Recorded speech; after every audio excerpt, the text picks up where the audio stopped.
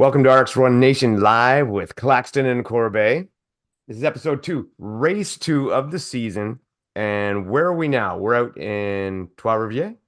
Exactement. We're in the Île Saint-Quentin in Trois-Rivières, Quebec. And it looks a little cold. Actually, no, it's pretty comfortable, I have to say. It's a good, comfortable 12 degree, no mosquitoes yet. It's a beautiful course by the water. Like the run is actually by the water. Just a nice field, a nice green field. Just be a beautiful place. Beautiful.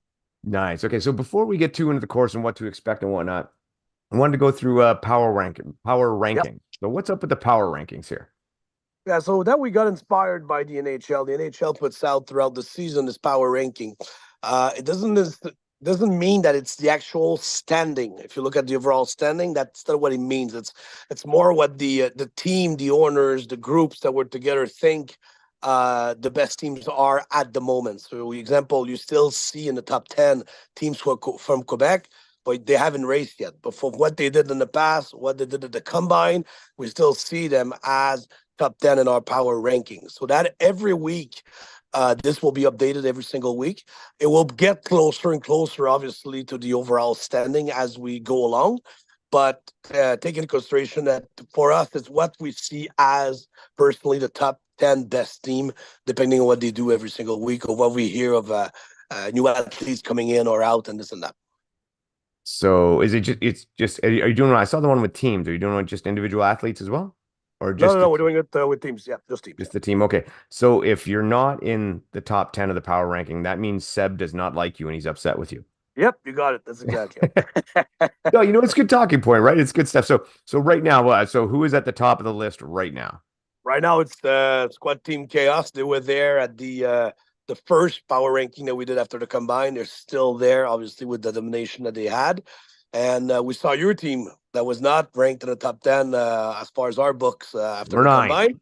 And then we put with the work that you've done and the good performance that your team did, you climbed up into that top 10. And what you're going to see on the top 10 power ranking, you'll see on the right side either +3 or -2 or even. That's just from last power ranking. Where are you going? So OFX, it was new written next to it, meaning that you weren't in the top 10 Yeah. before, and now you just got into the top 10. And might I say, so we might be number 9, but we are number 1 in Ontario. We're the You're number 1 Ontario team. That's hard to beat. Huh? It is. It's true, man. You got to take the wins where you can get them. All right. It's right in Trois-Rivières. And let's take a look, and we can share the screen here, and we can take a look at the course, and you can give us a little bit of detail on what to expect here. Sounds good. All right. I'll keep the volume. It will be better like that, Dave. Yeah, there you go. That's good. All right, there you go. Perfect like that. You see me well like this? Yep. Yeah, we see you good. Okay. Okay, So we're starting out here with the run. It says the run, basically, we're going to start right away. You're going by the water right away, right off the bat. So if there's good gush of wind, I mean, it could play an effect. If the winds are coming on from the Fleuve Saint Laurent, it could play out a little bit because I mean you're literally by the water. I mean the rocks, you're running next to the rocks that are falling into the water. It's a back and forth, so it won't be like a circle like you see on that plan, but it'll be more like you go to the end. There's a little loop at the end, and you come back on the same course.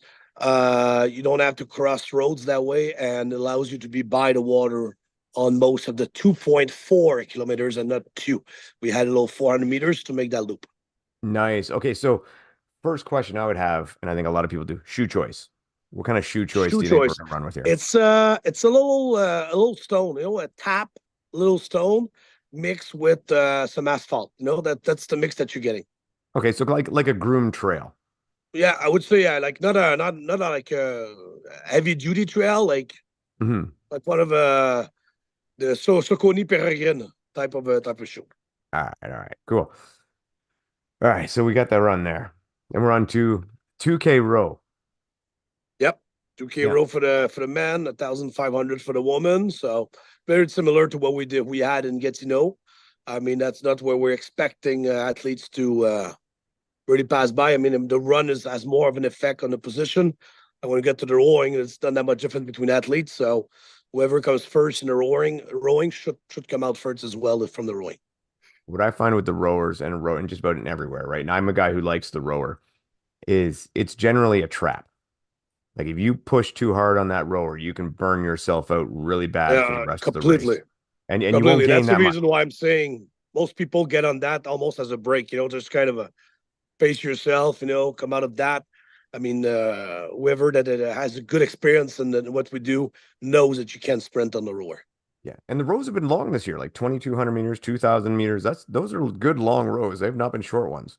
Yeah, well, that means the long runs are probably coming up. All right. Transport zone. Yeah, so X bar carry, we're looking at about not that long of a distance. We're looking at about, I would say, about 80 yards in total. So 40 yards going, 40 yards coming back. So that's a one deadlift every 6 yards or so. There'll be 20 deadlifts in total. Okay, so that you can count on that. In total, 20 deadlifts. All right. That's cool. I've always been a fan of that. I love, like I said, I like the deadlift because you get to get deadlift in. You make sure the form's good because you're just walking with it. So you make You're sure just you're all walking. the way up. Exactly. One of my favorite things. All right. Slam ball throw for distance. Slam ball throw, that's something that we kind of shy away a little bit. I don't think we put any last year at all in the whole season, just because of the rule. And this year we just completely changed the rule. So we're allowing feet to move. Before we had to have the feet static. This year we're allowing the feet to move forward as you get the throw. The only thing we'll be looking for is that there's no carry, meaning that you have the ball in your hand and you're actually walking or running with the ball before you throw it. But the follow through, the step forward, follow through will be allowed as of this year. Yeah. So if I pick up the ball, I got 2 feet, right? To say I got my left foot forward and I kind of pick up the ball, step forward with my right foot to throw it. That's Absolutely okay. no problem. Yeah, All that's right. it. Yeah, we changed that. It was too complicated of a rule before, and tough to judge. So we made it a bit easier on that. All right. Now, what kind of distance we looking for that? We're looking about 200 meter. It's a loop Ooh. of 200 meters. The challenge here will be that it's not you don't have a lane. It's an actual like Mhm. race car circuit. So that'll be a kind of a challenge of where you actually throw the ball. If you want to pass someone, you might have to go to the right or cut in the middle. There'll be some thinking involved in the way you actually throw the ball and how you pass someone. Interesting. Interesting. I'm kind of disappointed. I would have liked to seen that one. I would like to try that. I like that. And I mean, it's good. It looked like a fairly heavy. I mean, you add 80 pounds to the pro, then dropping down as we go. Well, Um, I mean, the tip here is make it spin forward. That's the yeah. tip. Whoever's listening to this, I mean, it's the tip. Like you make your throw, but make sure your hands kind of follow through so the ball makes some meters as it lands. Yeah. No basketball throw. You don't want that backspin. No, no, no. You want no backspin there. No, All right. absolutely Now, not. now we're coming up to this here. We're into the rep zone. Yeah. We kept the one thing I didn't like in Get Snow, it was like things were a bit far apart. So the football field was a bit like Hmm. not a bit, it was quite a distance from the rep zone. And it took away a little bit from the spectator, like spectators could go everywhere, but it never felt like a lot of people were there because they were dispersed all over the course. So here we brought really the carrying zone as close as we could to the rep zone to make it like one big event at one place. So as soon as they're going to come out from the slam ball throw, they'll have to run maybe 30 meters and they'll be straight into the skipping rope. And the skipping rope will be done on a good three-quarter rubber. I mean, you've been used Oh, in the past to jump on a 1/8 rubber and not a big let's say what I think it was 2.5 by 5 feet, the rubber that we had you jump on. So made the exercise harder. We're bringing out the 4x6 3/4 inch rubber for this one, and you're now allowed to bring whatever skipping rope that you want. We used to have a rule of to have certain rope. Now you can bring whatever skipping rope that you want from now on. nice. What sick bastard come up with 200 double unders? Well, that's the That. course director, Mr. Jan McDuff. So any complaints goes to him. Oh yeah, yeah. Well, if I was going, I'd be complaining, but I'm all right. That's a great idea. Well, Yeah, great listen, idea. if Because you're I'm not talking there. about if you're talking about one exercise that could divide, that's Yeah. one right there. Someone Oh, could be there for 5 minutes, and someone could be there for under 2 minutes. yeah. Like I guarantee for me, I can barely do double unders. I'd be forever there. I could do the rest of the course beautifully, and then I'd get stuck there for a half an hour. Like it would Yeah. just. One of our challenge for tomorrow is as far as the refing is when we get to expert. Up until expert, it's single under, so we'll be pretty fast for everyone, even if it's 300. But for expert, I mean, pros will be good too because they Yeah. all control the double under good. But expert, not everyone controls their double unders. So we're gonna have a hell of a challenge to get enough referees at that particular part of time of the race because we could have 5, 6, 7 persons spending up to 10 minutes just on a double unders. Well, yeah, yeah. And even when you're doing, like you said, the intermediate and below and stuff, doing 300 single unders, that's just a lot of counting. Like you just, It's all counting, but I mean, it yeah, goes by fairly goes quick. quickly that Yeah. we shouldn't be missing a new air freeze. But the expert, that's our one of our stress. Let's put it that way for tomorrow. As far as organization is, we're gonna have enough referees when it comes out to expert. If too many expert are not able to get these 200 done in a fairly fast way. So remember, if you got time, volunteer and judge. They need to help. Please, that would be great. I mean, especially that part of time will be around they should come in between 3 and 4:30 about the expert around that range in the afternoon. So if you're intermediate and you want to help us refereeing, I mean about that an hour to 2 hour, just so that we could get the expert passed, and that should be good. All right. And then we're on to, it's like here, 50 dumbbell front squat. I would say that's the easiest exercise of all, but at the same time, it's one that builds up a lot of lactic acid in the quads. So if you're going crazy on this and thinking, let me just rip through those 50, and then you're not used to do unbroken 50 reps with dumbbell like that, it could literally kill your quads. And when you'll get to the bars at the end, I mean, you're certainly going to regret having built that lactic acid. Yeah, make no mistake, 50 is a heck of a high rep count. That's not just, Yeah. you're not ripping in there and doing a couple sets of You 10. gotta, yeah, you gotta be smart in the way you break them down. All right. And then here could be, this could be where a lot happens here. We got a pull-up bar complex. So you got, for your pros, you got 2 times 10 pull-ups, 10 chest to bar, and 5 muscle ups. Yeah, I mean, intermediate and under, we're looking at 40 ring rows for that particular part. That's another change of rules that we did this year. We used to have heels past the posts, and the Mhm. body had to arm straight to start, and the body had to finish in a full straight position.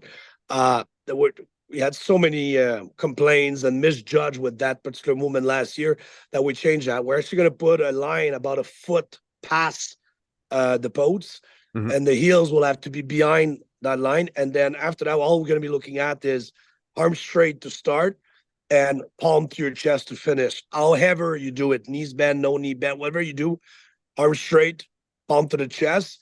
So that will be for intermediate. And for amateur, don't take it for granted. But most likely the amateur will be the same, but the heels will be past the rig like he used to be.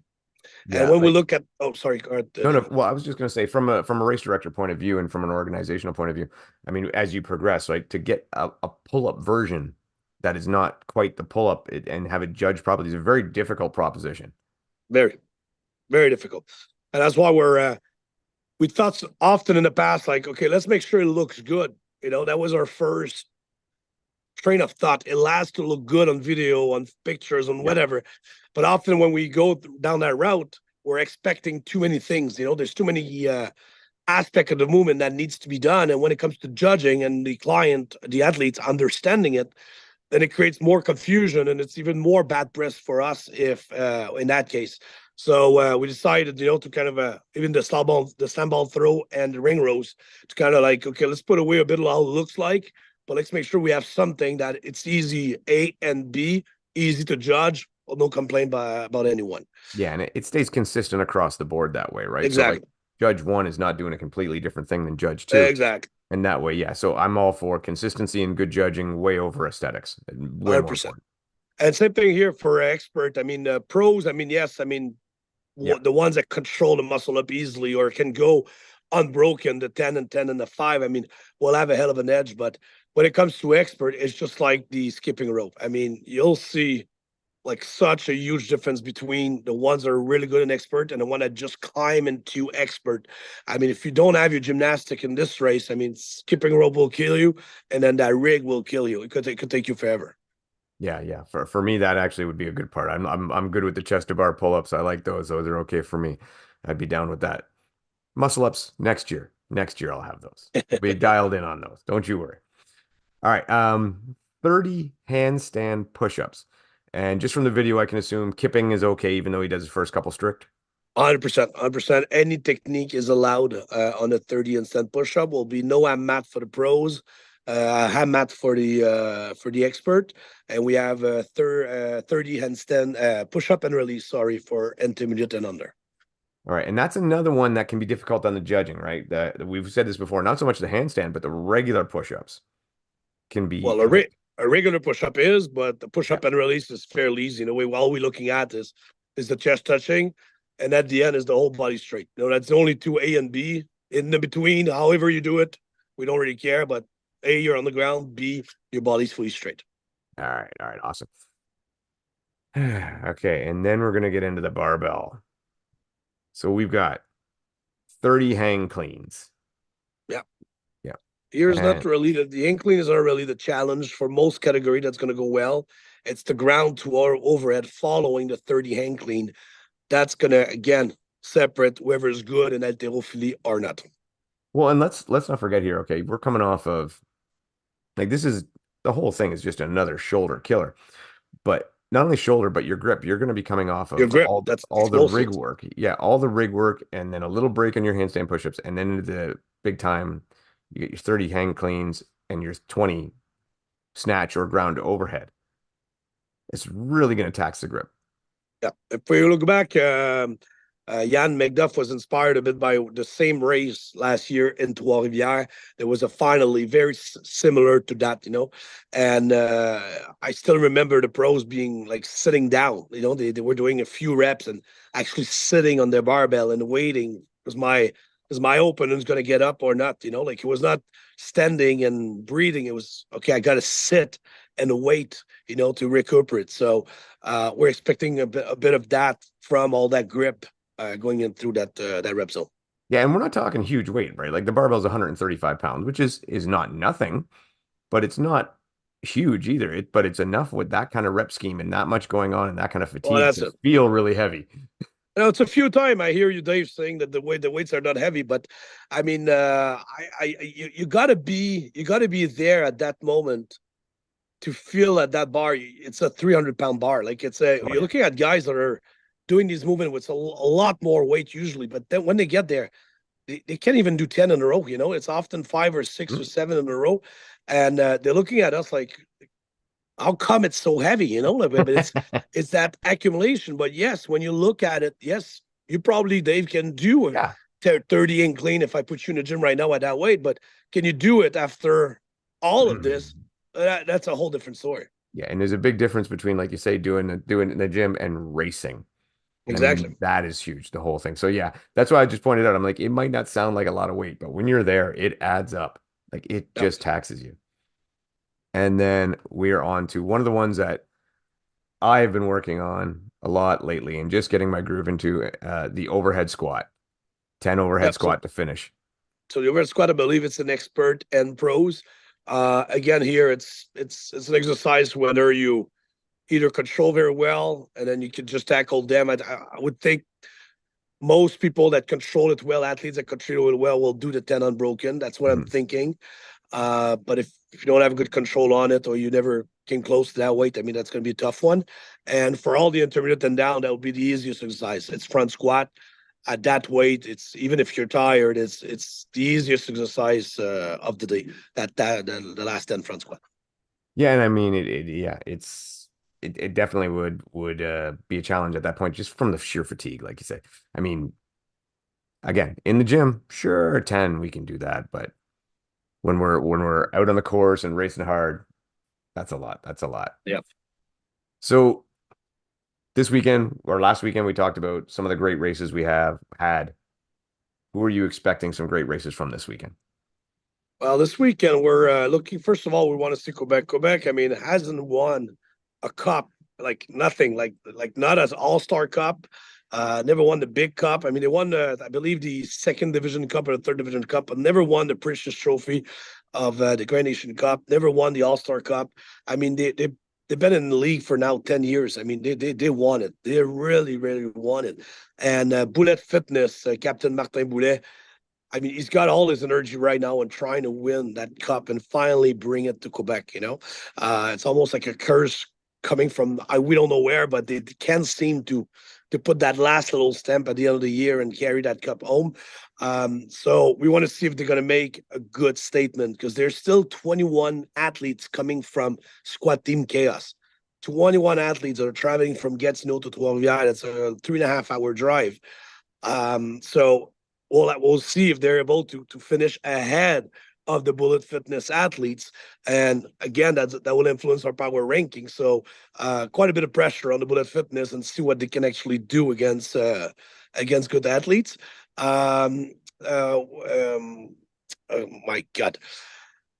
X Training Wendake is a team that kind of came in last year, grew and grew. They have a huge team this year. Don't know the number by heart of how many athletes, but it's a good, very good representation. They've been training hard for the last year. We're expecting a certain surprise for them. Not a surprise in that they improve, but they could make a certain surprise where wow, they're better. They got a huge edge from last year from what they were to where they're going. We'll find out this weekend. We that's what we'll know.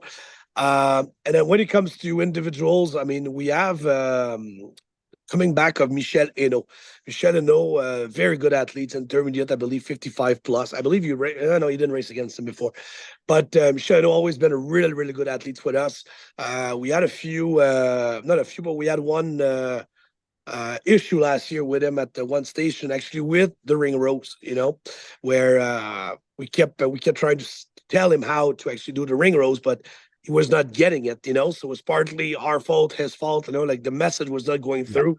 And we never saw him again the rest of the season. Pretty sad because I really love the man. He's a very nice man.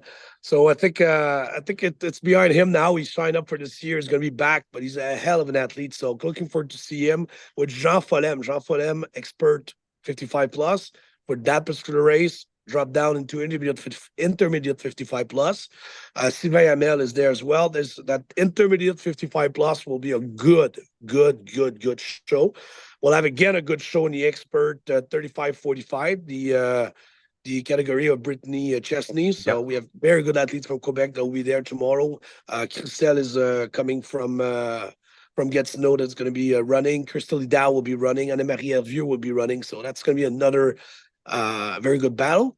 And when we look at the pros, we have Marjorie Lessard that convinced Émilie Moreau that won Hmm. and gets no to show up to this race.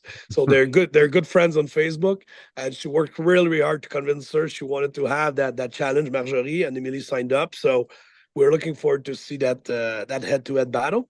And on the pro side for men, um, we have Marc-Antoine Tremblay-Dessus that we've talked about in the past. He's doing his first race this year. So let's see if he's gonna keep going not where he finished, because he didn't finish good, but what he did in the season last year. Let's see if he can dominate again this year. And lastly, in the 35 plus, you might actually see the best score pros coming from the 35 plus. Wow. And the guy's name is Yves Ratez. All right. Remember that name, Yves Ratez? I'm not betting on it, but I would be close to bet on it. He could potentially have the best pro time, and he's running in the 35 plus, not in the open. That's awesome, man. All right. Anything else you want anybody to know about this weekend before we sign off? I think we've said it all, Dave. All right. Well, thanks everybody for tuning in. We appreciate it. We'll see you next week. And as far as those of you that are out in Trois-Rivières this weekend, bon course. See you tomorrow, la nation.